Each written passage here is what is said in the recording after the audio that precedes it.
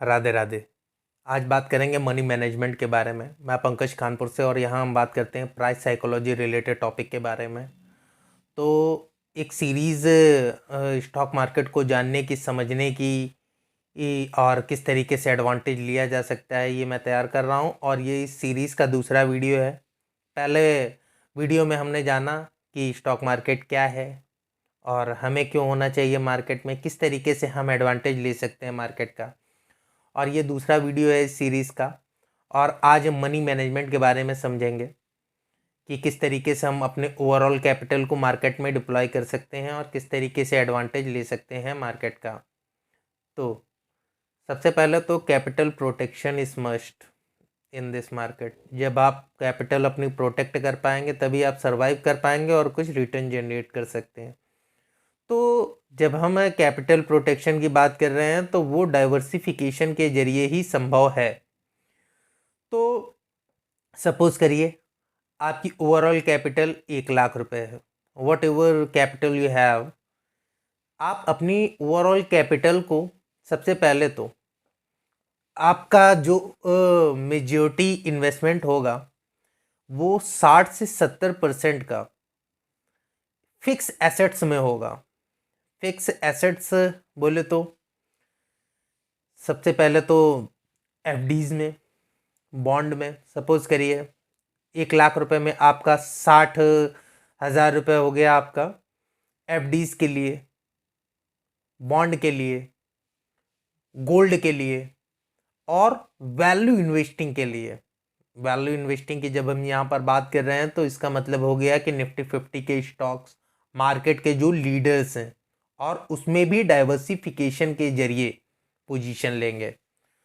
तो सपोज करिए 1 लाख रुपए आपकी ओवरऑल कैपिटल है और आपने 60% उसको जो है अपना जो है फिक्स एसेट्स के लिए आपने जो है, जिसमें ज़्यादा रिस्क नहीं है, ज़्यादा रिस्क आप नहीं ले सकते हैं और जिसमें आपको एक एवरेज रिटर्न जो है चाहिए, तो उसके लिए आप एलोकेट कर देंगे। ठीक है।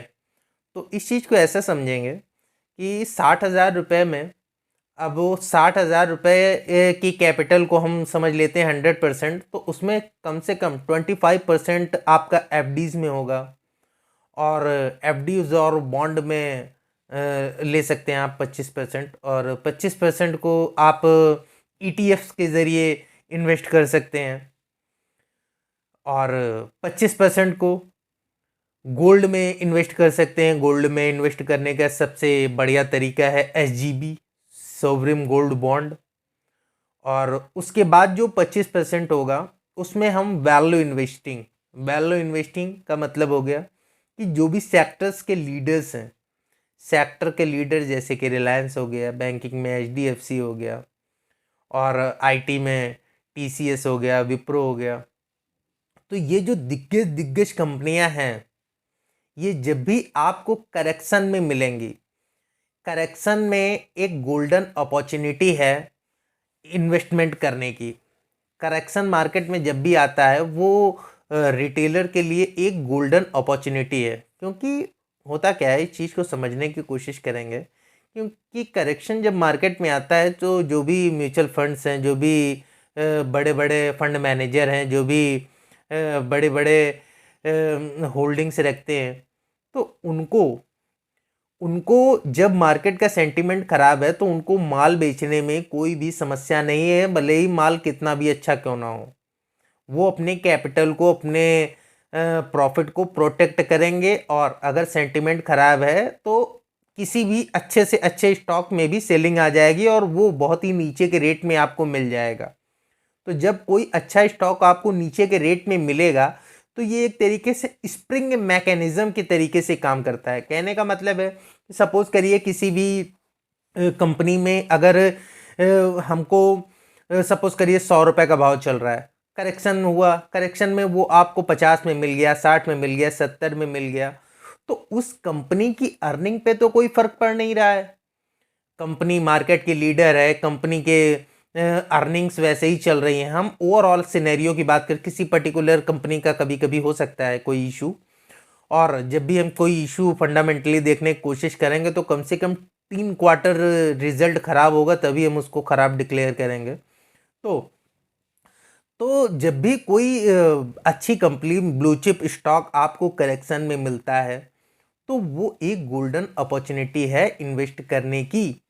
तो जो आपका 25% कैपिटल आपकी वैल्यू इन्वेस्टिंग के लिए है उसमें भी आप डाइवर्सिफिकेशन रखेंगे, बैंकिंग में, आईटीज में, पावर में, एनर्जी में, एफएमसीजी में, कम से कम 5-6 सेक्टर की एक बास्केट बनाएंगे। और आपको जब भी वो ब्लू चिप स्टॉक सेक्टर के लीडर करेक्शन में मिलेंगे तब आप जो है उसमें पोजीशन लेने की कोशिश करेंगे, क्योंकि वो आपकी एक बहुत ही लो रिस्क और बहुत ही बढ़िया अपॉर्चुनिटी है आपकी इन्वेस्ट करने की।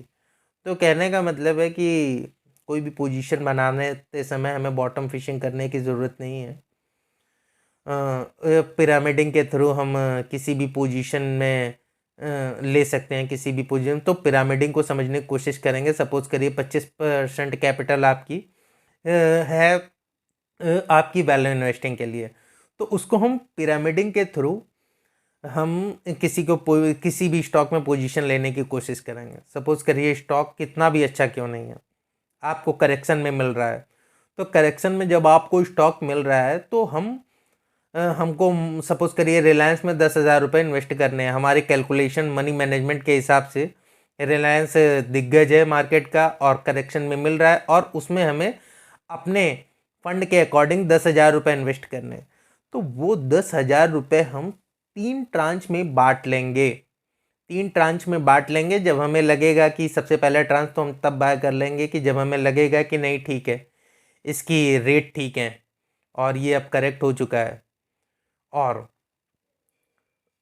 एक ट्रांच हम बाय कर लेंगे 10,000 रुपये में। सपोज करिए 3-3 हज़ार रुपये के 3 ट्रांच हो गए। एक ट्रांच हमने बाय किया, उसके बाद में जब भी वो अपने प्राइस को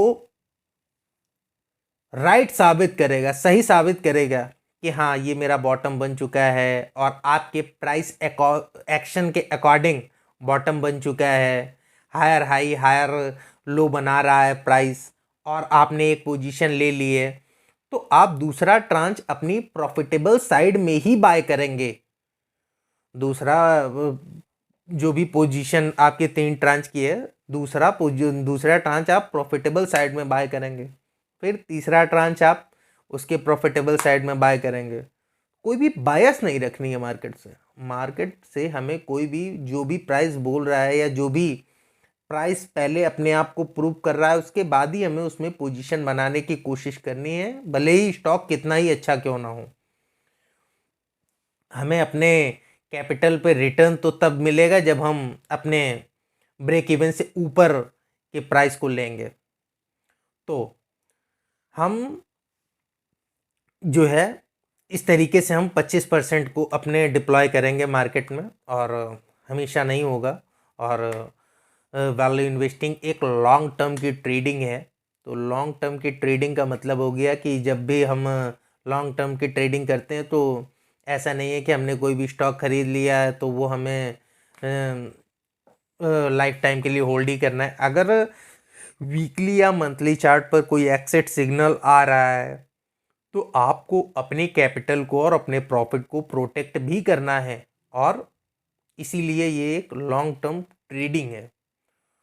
तो बाकी के 40% की अगर हम बात करें अपने कैपिटल की, तो बाकी के 40% की कैपिटल को हम मोमेंटम ट्रेडिंग,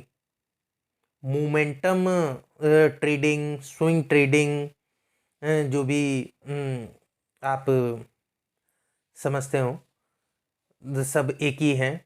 तो कहने का मतलब है जैसे कि कोई सेक्टर लीड कर रहा है, कभी हो सकता है शुगर का सेक्टर लीड कर रहा हो, कभी हो सकता है पावर लीड कर रहा हो, कभी हो सकता है बैंकिंग लीड कर रहा हो।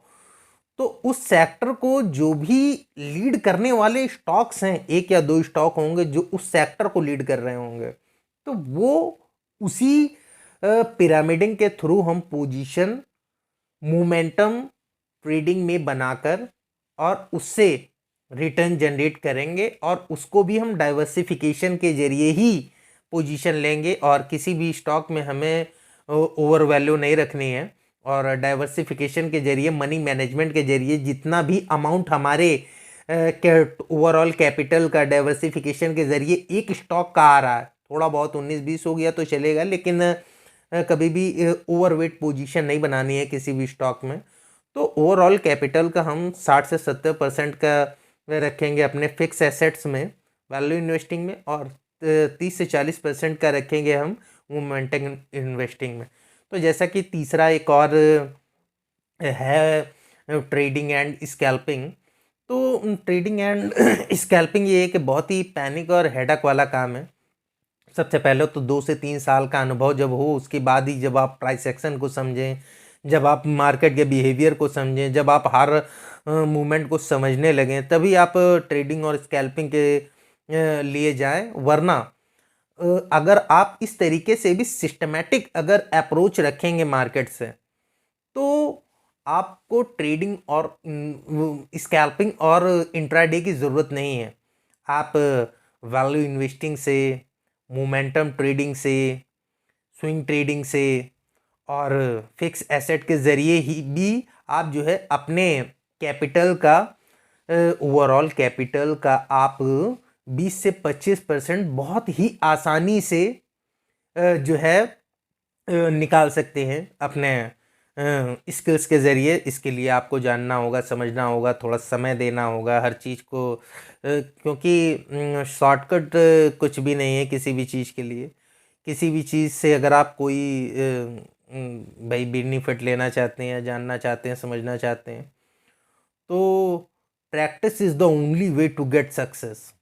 तो कोशिश करेंगे, जानेंगे, समझेंगे। बहुत अच्छे अच्छे माध्यम मौजूद हैं इस समय अब तो हर फील्ड के लिए।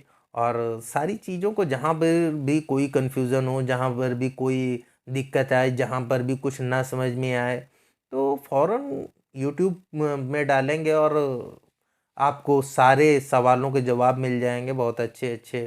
क्योंकि देखिए, अच्छाइयाँ और बुराइयाँ सारी चीज़ें मौजूद हैं। हम अच्छाइयाँ ढूंढने की कोशिश करेंगे तो हमको अच्छाइयाँ ही दिखने लगेंगी। ये लॉ ऑफ अट्रैक्शन का रूल है।